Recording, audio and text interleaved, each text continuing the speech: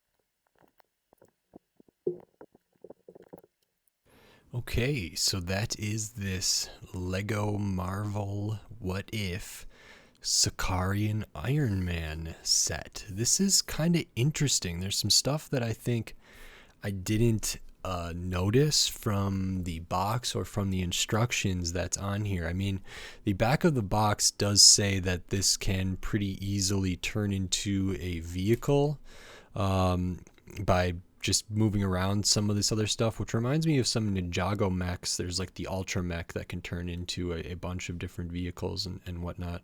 And this is similar to that, I think. So the back of the instructions does have a way to just take all of these parts. You take the hands off, the legs off, and you basically make this into a vehicle, a car here, which I think is kind of interesting. I'm not going to, I don't think, switch that over in this video, but that's pretty cool.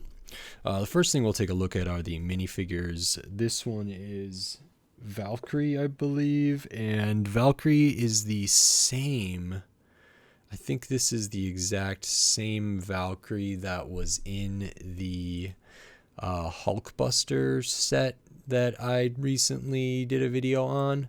So I'm not really sure about this outfit. Maybe it makes more sense on this character here or in this scene, but nothing on the legs, nothing on the midsection, bare arms. I like the blue or purple kind of up in the for the strap there. Some good metallic detail on the front of the torso. They have a blade and a bottle here as minifig accessories. They do have this kind of sort of cape, sort of pauldron type thing, a Lego cloth piece. And the back of the torso continues the front. We get that color up on the side, which is nice. A little bit of color there, and some good metallic and fine details in the torso. It's a pretty good torso.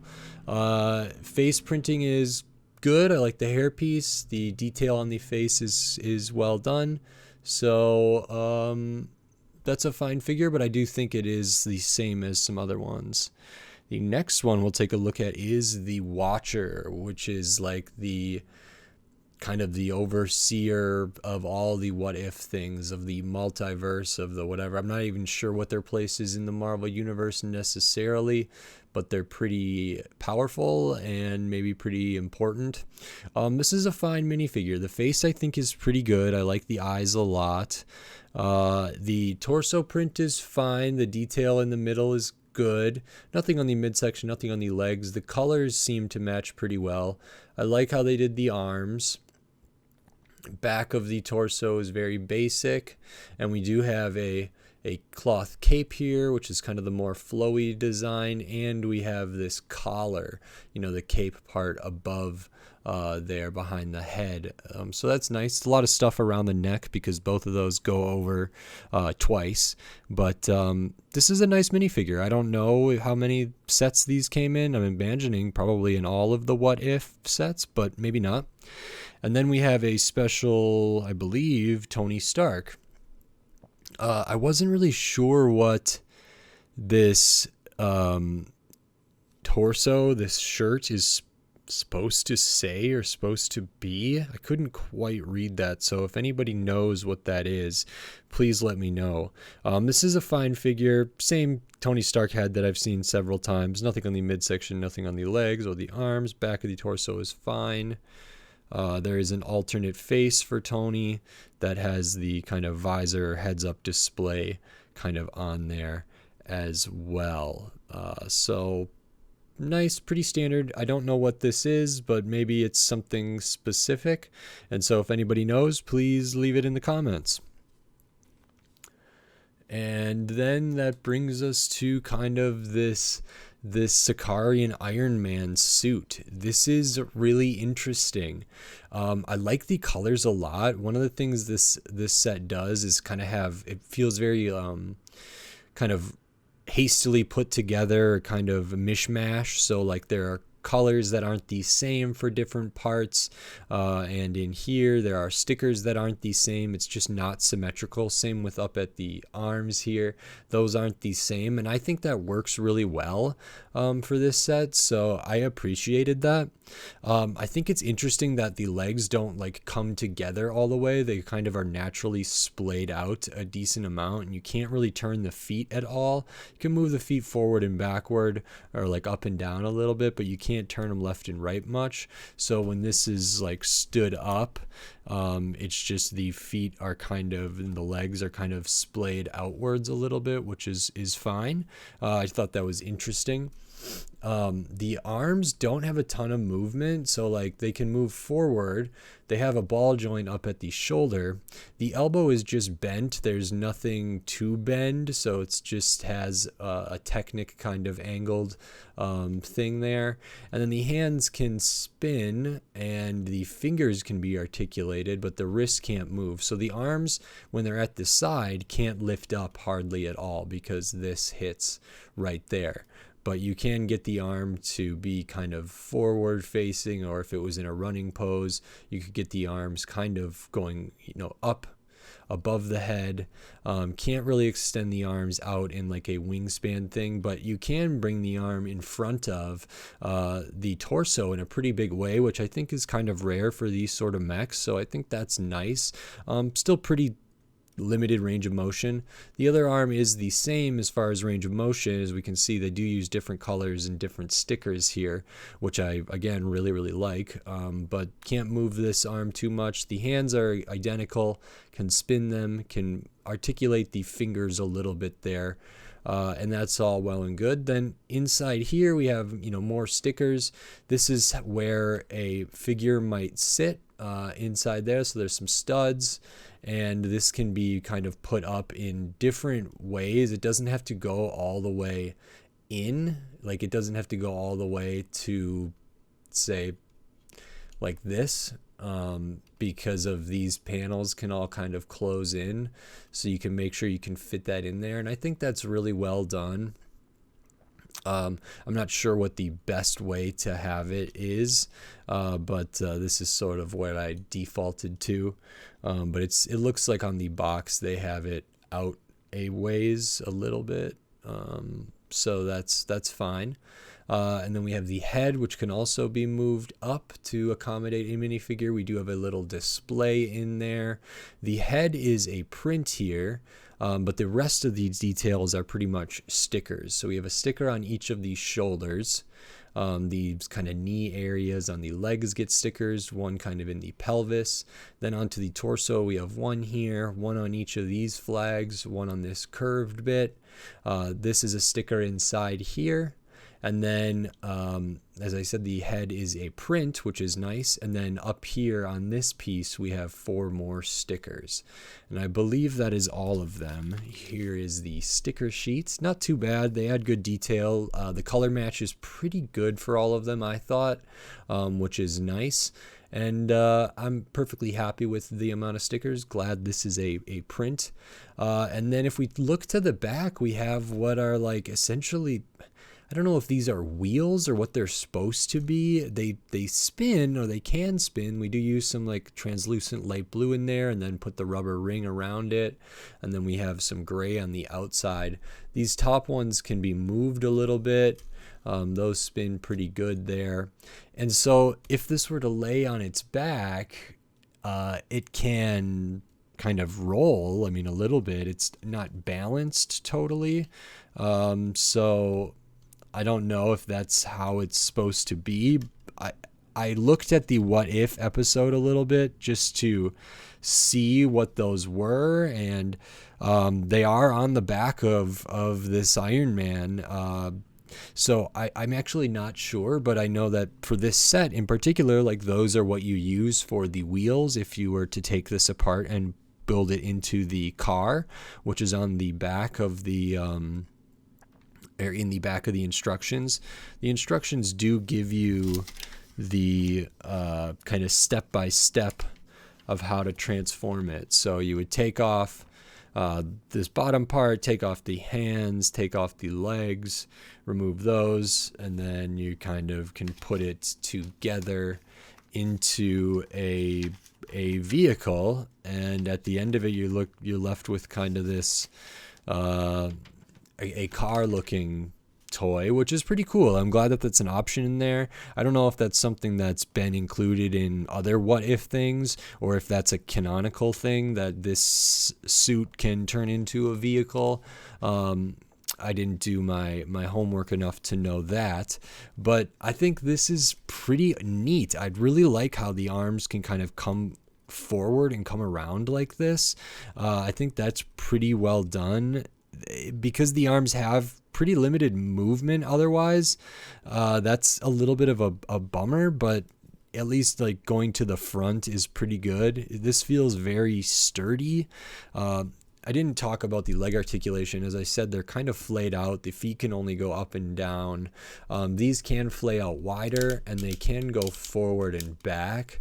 So there are some maybe more action positions that we can get into, which I think is good. This feels very sturdy. It feels like the center of gravity is pretty low and the base is pretty wide and robust. So I'm not too worried about this being knocked over. There are some kind of fiddly bits that could fall off with play, especially up here. I'm not really sure what this is supposed to be either. If it's wings or if it's just something that's tacked on at the end that uses 4 of those stickers, and it can be moved and changed the shape of it a little bit, and that's all well and good, but I'm just not sure what it's actually supposed to be. But nice. And I really like this set. I don't know again what these are supposed to be. This whole back part is kind of like maybe a jetpack or something, and it does have some exposed Technic pins down here, but those are used when putting this into the car form. It feels really finished from all angles here except for those, like the anti-studs and these pins. Like around the legs it feels very finished, which is really nice. And whoops. And I appreciate that. And I'd have to go back and watch the What If episode to kind of know more about this. But my overall impression of this is pretty good. It's a good size. It doesn't feel too big or too small. And let me just get a figure in there. We'll get Tony in there. So if they are in there, we kind of have it like that. And I think that's quite good. So nice. And that's, pretty similar to the Hulkbuster and the Iron Monger set. But I believe this has like Sakaarian markings all over it. I imagine that's what those are. So I'm going to actually grab those other two, the other two sets, the mechs for them, the Hulkbuster and the Iron Monger here.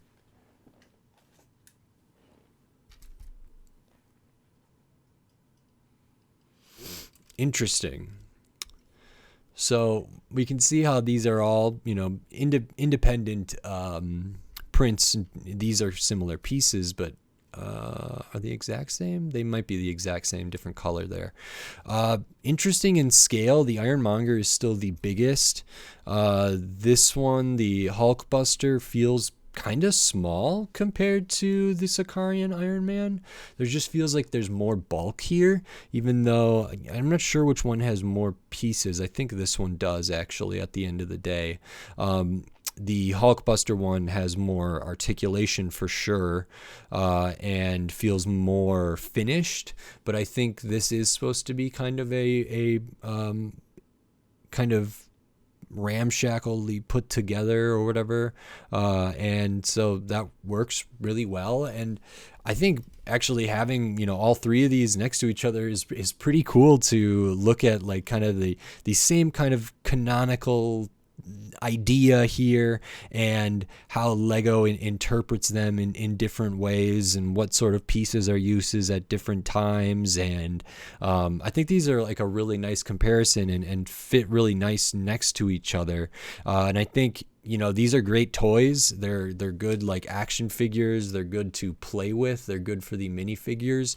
And these, now that I have more than one, I think these could be really fun to play with together and make some really cool scenes. So this really really excites me. This is really, really nice, looking at all of these together here. So I'm glad I could do that.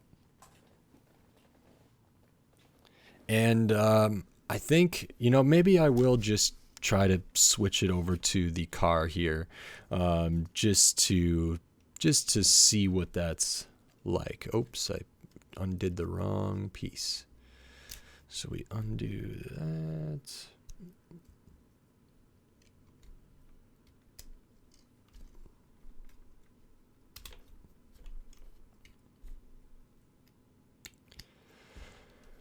We take off the legs.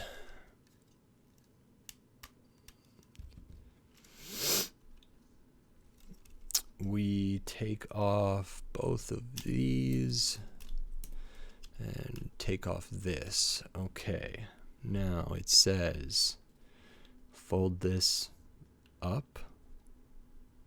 Maybe these go down.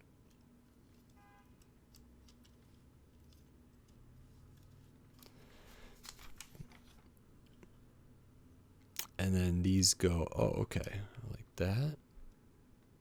Oh,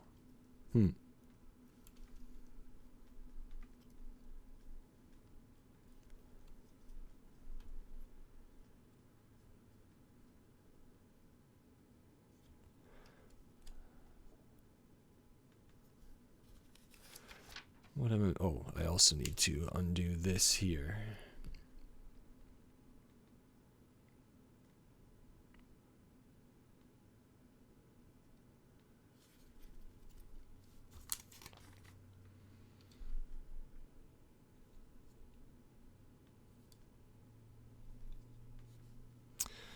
Then this piece goes in the middle. Attach this to the front here. Nice. These kind of turn in. We attach the wheels right here.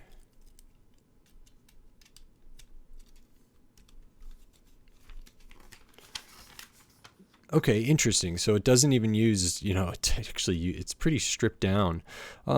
That's kind of neat. I don't know how much, I mean, I don't know if that adds a ton of extra play value or not. Again, I don't know if it's canonical, but now we have it in the kind of car format here.